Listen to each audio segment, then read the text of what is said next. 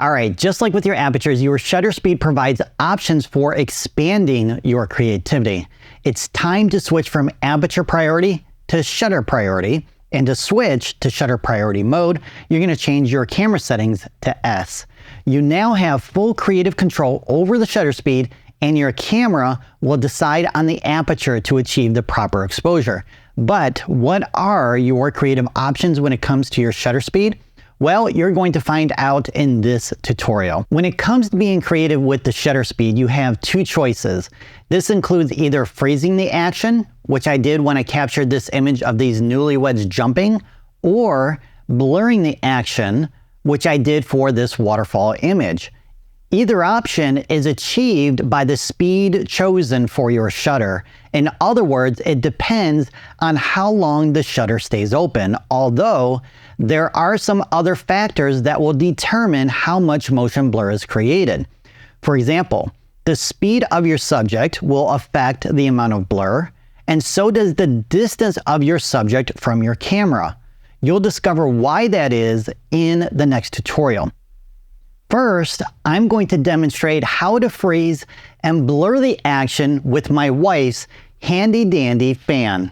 All right, so we're going to take two photos at two different shutter speeds. For the first image, I'm going to be shooting at 1/8 of a second. And then for the second image, I'm going to shoot at 1/8000th of a second to see if I can freeze the action of the blades spinning. So let's do it.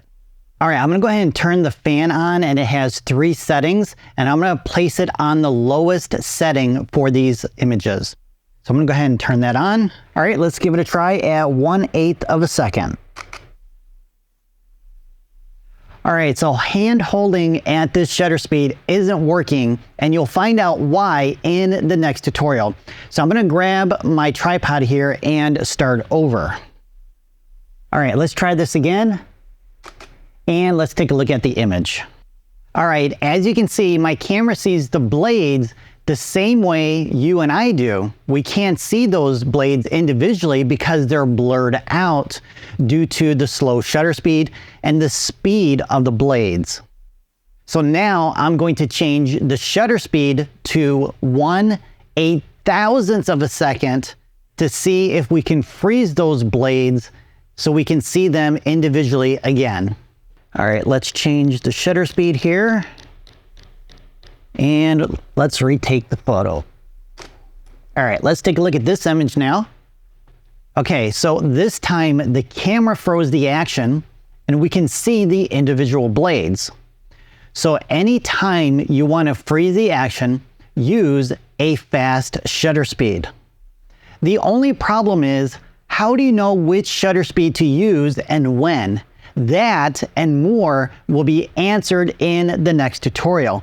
Before you go though, I'm going to take a third image with the fan at its highest setting with the same shutter speed, and this will demonstrate the cause and effect of the speed of your subject, our blades in this case, in relation to your shutter speed.